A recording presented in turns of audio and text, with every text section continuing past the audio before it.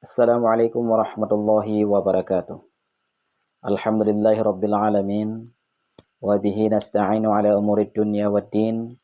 Allahumma salli ala sayyidina Muhammad wa ala alihi wa sahbihi ajma'in. Subhanaka la ilma lana illa ma 'allamtana innaka antal alimul hakim. La haula wa la quwwata illa billahil aliyyil azim. Sahabatku dirahmati oleh Allah Subhanahu wa taala. Pada kesempatan yang mulia ini kita akan membacakan kitab Al-Minhaj karya Imam Nawawi. Minhaj ini merupakan salah satu kitab syarah hadis Muslim. Di sini kita akan membacakan hadis ke 1631. Di mana hadis ini sudah sering kita dengar dan bahkan sudah sangat fenomenal di telinga orang-orang. Namun dengan sering mendengar dan sering menambah lagi pengetahuan, maka pengalaman kita pun akan bertambah. Langsung saja kita bacakan hadisnya. Allahumma salli ala sayyidina Muhammad. A'udzu billahi minasyaitonir rajim. Bismillahirrahmanirrahim. An Abi Hurairah anna Rasulullah sallallahu alaihi wasallam qala idza mata al-insanu inqata'a anhu 'amaluhu illa min thalathatin. Min sadaqatin jariyatin illa min sadaqatin jariyatin aw 'ilmin yuntafa'u bihi aw waladin salihin yad'u lahu. Artinya apabila manusia itu telah meninggal dunia, maka terputuslah amalnya kecuali daripada 3 perkara. Yakni kecuali daripada sedekah jariah ataupun ilmu yang bermanfaat ataupun anak yang soleh yang mendoakan bagi insan ataupun bagi orang tuanya. Di sini oleh Imam Nawawi menukilkan perkataan ulama dalam mensyarah hadis tersebut. Beliau memaparkan qala al-ulama'u ma'na al-hadis anna 'amal al-maiti yanqati'u bi mautihi. Berkata para ulama bahwa amal, yakni ibadah ataupun pekerjaan yang lain itu terputus dengan sebab matinya insan tersebut. Di sini ini maksud amal dah ibadah. Wa yanqati'u tajaddudu thawabi lahu, dan juga terputus untuk memperbaharui pahala-pahala baginya. Karena tidak ada lagi amal, maka pahala pun akan terputus. Illa fi hadhihi al-asya'i thalathati likaunihi kana sababaha. Kecuali oleh si insan yang sudah meninggal tersebut bisa mengambil manfaat pada 3 perkara. Kenapa? Pada 3 perkara ini bisa memberi faedah kepadanya atau memberi manfaat kepadanya.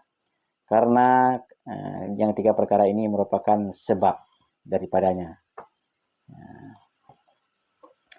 Yang pertama, fa innal walad min kasabihi. Fa innal walada min kasabihi. Contohnya seperti seorang anak itu adalah hasil usahanya. Jadi bersebab dengan semuanya tersebut. Wa kadzalikal ilmu alladhi khalfahu min ta'limin atau tasnifin. Demikian juga ilmu yang bermanfaat sepeninggalannya, yaitu daripada mengajarkan orang ataupun menyusunkan karya-karya yang karya tersebut bisa diambil manfaat oleh orang sesudahnya. Wa kadzalika shadaqatul jariyatu wa hiyal waqfu. Dan juga demikian sedekah jariah. Yang dimaksud dengan sedekah jariah adalah wakaf. Maka di sini dengan sebab 3 perkara ini, maka oleh si insan bisa bermanfaat bagi dirinya meskipun insan tersebut sudah meninggal dunia. Kemudian oleh Imam Nawawi melanjutkan kembali wa fihi fadilatul zawaji liraja'i waladin salihin. Pada hadis ini juga mempunyai fadilah menikah karena mengharapkan anak yang soleh.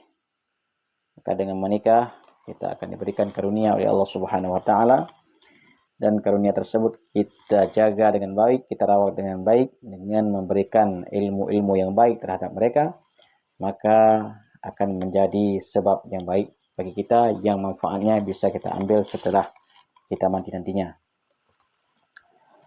Kemudian juga dalam hadis ini bisa dipetik pemahaman yang lain, yaitu keunggulan ilmu pengetahuan. Juga bermanfaatnya sedekah.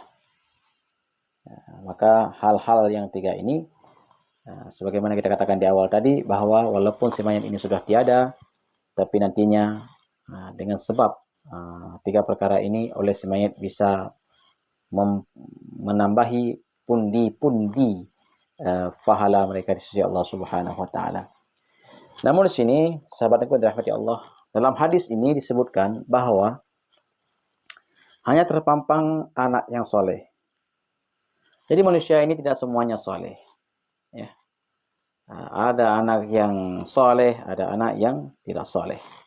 Namun bagaimana anak yang sudah soleh ini mendoakan kedua orang tuanya? Apakah doanya itu bermanfaat bagi keduanya, bagi kedua orang tuanya, ataupun bagi orang-orang mukmin yang lain, ataupun tidak? Maka sebagian orang mengatakan bahwa anak yang soleh ini tidak akan sampai doanya kepada orang tuanya.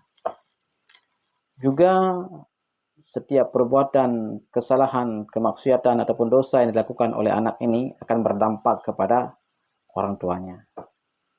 Adakah itu merupakan suatu kepercayaan yang patut kita yakini? Maka dalam hal ini kita akan menukilkan sebuah ibarat yang ditulis oleh Imam Al-Ghazali dalam kitabnya Ihya Ulumuddin. Beliau menuturkan bahwa wa qaulul qaili innal walada rubbama lam yakun salihan lam yu'athiru fa innahu mu'min. Ada sebagian orang yang mengatakan bahwa anak yang tidak soleh ini tidak akan bermanfaat doanya. Padahal anak itu adalah orang yang mukmin. Ya.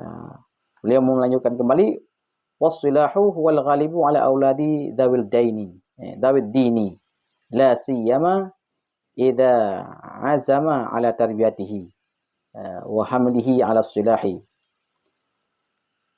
Kebaikan anak yang soleh ini adalah merupakan perkara yang sudah ghalib, yakni biasa bagi di atas anak-anak yang mempunyai, bagi orang-orang yang mempunyai agama. Apalagi dia itu punya cita-cita untuk mendidik anaknya menjadi orang yang soleh. Maka di sini kesalehan seseorang itu sudah menjadi sebuah turun-temurun, ya, bagi orang-orang yang beragama Islam.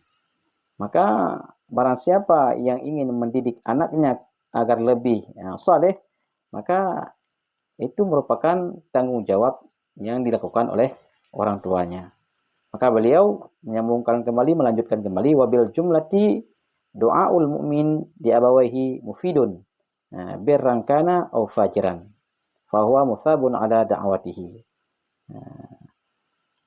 wa hasanatihi fa innahu min kasabihi wa ghayru muakhadin bisayiatihi fa innahu la taziru wazratan wizra ukhra. Oleh Imam Ghazali menunjukkan bahwa doa anak terhadap orang tuanya ataupun doa orang mukmin terhadap orang mukmin yang lain itu akan bermanfaat. Baik anak tersebut itu anak yang bermaksiat kepada Allah Subhanahu wa taala ataupun anak yang baik. Ya. Maka doa dia terhadap orang lain, terhadap orang yang mukmin, terlebih lagi kepada orang tuanya, maka itu bisa memberi manfaat kepada kedua orang tuanya. Kenapa? Karena anak tersebut adalah hasil usaha daripada keduanya. Dan dosa yang dilakukan oleh anak tersebut tidak akan ditanggung oleh kedua orang tuanya. Tidak akan berpengaruh kepada orang tuanya. Misalnya orang tuanya sudah menjadi orang yang soleh, sepeninggalan orang tuanya, anaknya masih di dunia ini selalu melakukan perbuatan bermaksiat kepada Allah Subhanahu wa taala sehingga dia berdosa. Nah, dosa ini apakah berefek samping kepada si orang tua ini? Oleh Imam Ghazali memaparkan bahwa dosa tersebut tidak berefek samping kepada orang tuanya. Beliau memberikan salir ayat Al-Quran, yaitu la taziru waziratun wizra ukhra. Seseorang itu tidak akan menanggung, terbebani oleh dosa yang dilakukan oleh orang lain. Tidak terbebani dengan dosa yang dilakukan oleh orang lain. Di sini juga pernah kita membaca bahwa si orang tua ini selama hidupnya pernah memberikan pelajaran-pelajaran yang bermanfaat, maka mengatakan perbuatan itu tidak baik. Maka jika orang tua tersebut pernah mengingatkan ataupun mengajari anaknya tentang perbuatan baik dan mana tidak baik, sepeninggalan dia nantinya si anak tersebut melakukan perbuatan maksiat, maka orang tua tersebut terlepas daripada efek yang dilakukan oleh anak ini. Sahabatku dirahmati oleh Allah Subhanahu wa taala. Maka di sini kita dapat memahami bahwa doa waladin salihin dalam hadis ini yang diutamakan demikian, tapi tidak menihilkan kemungkinan bahwa si anak ini walaupun dia masih dalam keadaan yang fajir, yakni berdosa, tetap kalau dia berdoa kepada orang tuanya, maka doanya itu akan diterima oleh Allah Subhanahu wa taala dan diberi pahala kepada orang tuanya.